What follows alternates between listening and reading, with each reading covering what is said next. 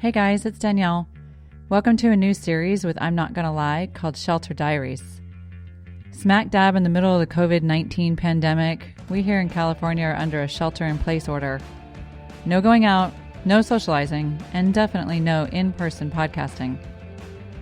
I'm using this extra time and space to tap in regularly and keep my peeps entertained, hopefully.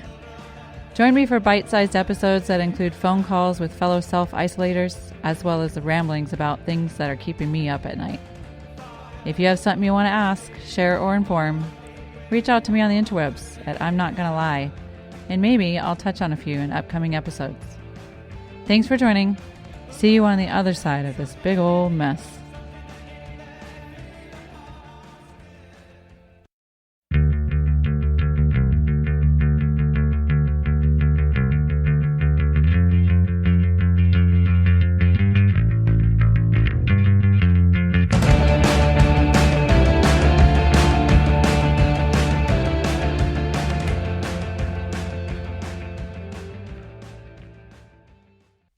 Hey Nina, how are you?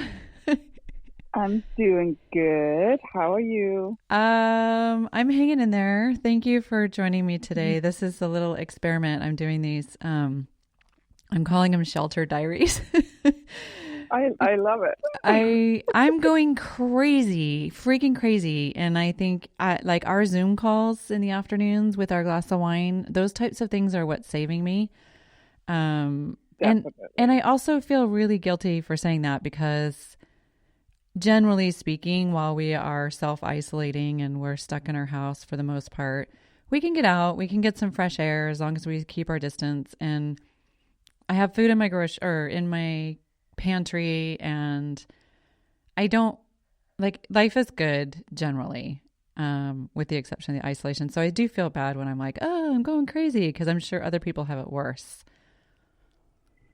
Yeah, but I also think it's okay to accept that this is actually freaking hard. We're not used to this. Our lifestyle is nothing like this. We always on the go. We're super busy, and suddenly not having that human contact is really hard. Yeah. And I think that's okay to say that.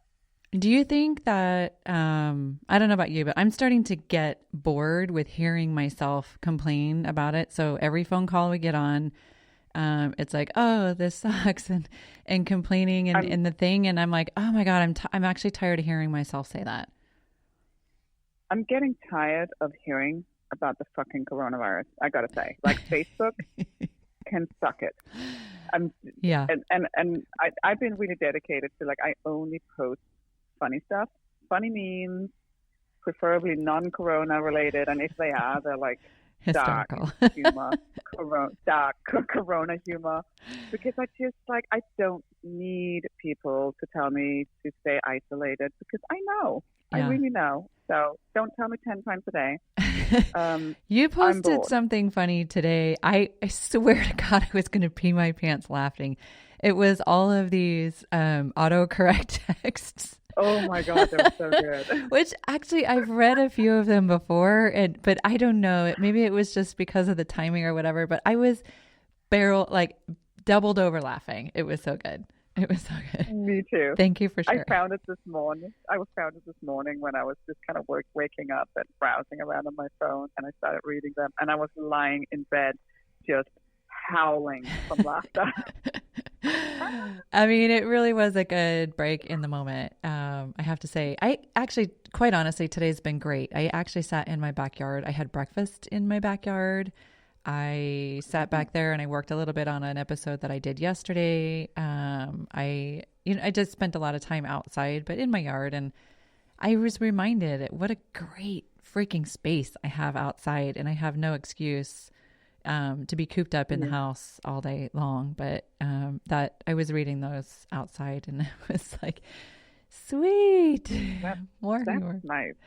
Yeah, but I do think we need to be outside as much as we are self-isolating, self-distancing, whatever it's called.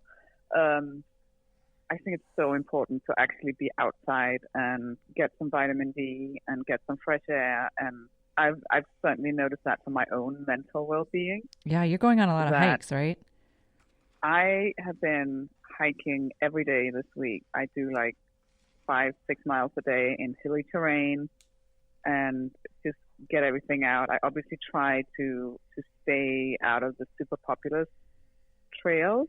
Yeah. And when there are other people, I obviously walk a circle around them. So I am doing my social distancing, but I also just think it is so important to get that fresh air and that movement in your body, because I'm such a mover, right? And that's what I do for a living. So I need to physically move a lot. Yeah, because now you can't even teach your yoga classes, right? I mean, you're doing a few of them online, but generally you're not doing as many as you were. I'm actually teaching online. This is actually funny because normally when I teach in a studio, I don't really do the movement myself. I'm just walking around and poking people and talking a lot. And now that it's online, I'm actually having to do my own classes. I have to do all the poses. Oh, nice. So people can see what I'm doing. And I'm realizing how hard my yoga classes are. Oh my God. Oh, that's hysterical. Hard. Oh God, that's good. That's funny. So I'm going to dig into something exciting that you and I, I don't know, whatever. Like you and I talk about sex and boys all the time. We were talking, what was it, yesterday or the day before? And we were trying to figure out like, okay, for women who are single and can't self-isolate next to a partner, we're having challenges, right? I mean, where's the sex? We can't have sex. I mean, not that we can't have, but I mean, toys work. But I'm not gonna lie, I have cheated and I have had sex with a human in the last week. And I'm okay with it. I think that's okay. I made him wash his hands before he came over. Wash your hands, then go down. Yeah. I mean, I don't know. Again, I feel a little bad saying this, but I can't be away from human contact. I can't. No, I think you have to choose your person. Yeah. Right. That you're going to break the rules with. Yes, absolutely. Oh, that's a good way to break the rules with. Yeah. Let me clarify. It wasn't some random dude that I don't know who he's been in contact with or anything like that. But I agree. Like find the person that you can break the rules with. I don't know. We're probably pissing off a whole lot of people, but yeah. Oh, whatever. I'm smart. I'm not a stupid person. Like I have children and I'm trying to be safe and I'm doing the self-distance or the isolation and I had to close my business down last week. I mean, I know you know how this is as well, but I had to close my business. I had to lay off my employees. It sucked. It super sucked. It's heartbreaking. Yeah. So I'm not taking this like lightly, but still I need sex. I think it's fair to have one person you break the rules with and have some hot sex. Yeah. What about you? I think that is 100% fair. So. Yeah. All right. I'm going to just take that as permission. And I'm not just speaking out of compassion here. I realized that I started to throw you under the bus there. And I'm like, wait a minute, maybe she doesn't want to share. Sorry.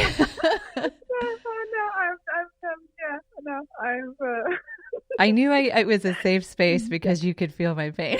Let's put it that way. Exactly. Oh, well, I will say I'm grateful to have you. I'm grateful to have a lot of different friends that we can keep in contact on the phone or on Zoom. Our Zoom happy hours have been great. I would love to join you. Next week, I don't have my son with me, so I have a few days to kill. So if there's a way that we can somehow connect in the sense that I can meet you where you're hiking and we can walk 6 feet away from each other. Absolutely. I would love to join you. That's what I've been doing. I'll let you know when and where I hike. I'm not, I have a few other people that we social distance and hike together. Okay. And just speak really loudly. to each other. It's free in between us. But it's working. It's working. Hey, whatever it takes. We're doing it. Yeah, absolutely. All right, Mama, I'm going to let you go. Thank you for hopping on a call with me during this little mini episode. And I will touch base with you probably tomorrow, and we can maybe hook up for a hike. Absolutely. Maybe we can have another happy hour. For sure.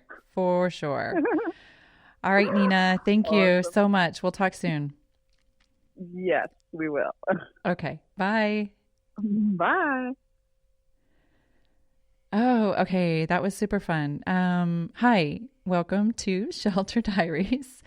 I realize I'm going a little bit crazy these last couple of days, as you heard from my phone conversation from Nina.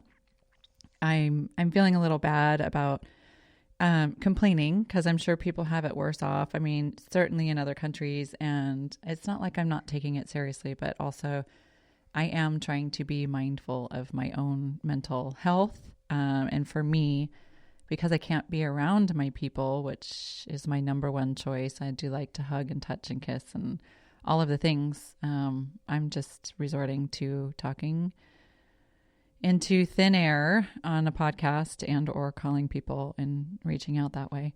So, yesterday I did my first episode. It was day 4 of at the official shelter in place for the county that we live in, and day 2 for the state of California. So I've been doing all kinds of things, which hopefully a lot of people are doing while they're isolated. You know, I've been cooking more. I've been cleaning my house, which I'm not going to lie, was probably overdue. Shouldn't have taken a pandemic for me to get down and scrub the floors around the toilet.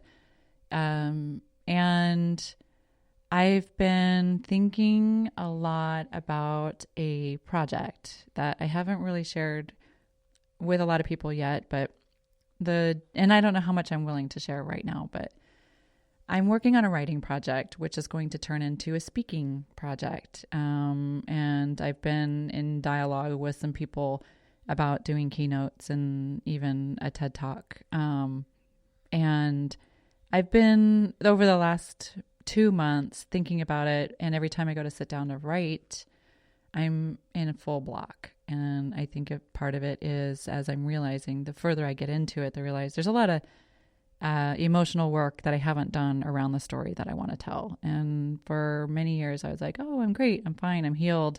Or at least I'm aware of where the healing needs to be. And as I start digging more into it, I realize there's a shit ton of work that needs to be done. And part of that work is reconnecting with some people who had set me on a path for some not so amazing relationship behaviors. So one of those people is my father. And one of the things that I've done over this last 4 days is to reach out to him and to try to initiate some dialogue around the relationship between the two of us, which is very, very complicated. And it's given me an opportunity to get some clarity on some timelines that will be included probably in the story. It's also given me some opportunity to just ask questions that I've never had the opportunity to ask, why and for what, all of the things that you have to do when you're repairing relationships, all the questions you have to ask. So that's been good. It's been fucking hard, but good in the sense that it's opened a door. So we'll see how that plays out. But I think it's going to be important and help me inform the story that I'm going to tell on a bigger stage, which someday I will be able to tell on the podcast as well. So stay tuned. All right. Well, day 5. Today's day 5. I'm feeling better than I was on day 3, which was the day that I had to close Keller Street Cowork. I had to lay off the 2 employees who have been like family to me. And I had to come to terms with the fact that I probably wasn't going to see the host of members that have been a daily part of my life for the last 2.5 years. there was a lot of grief that came around with that, but I'm feeling a little better.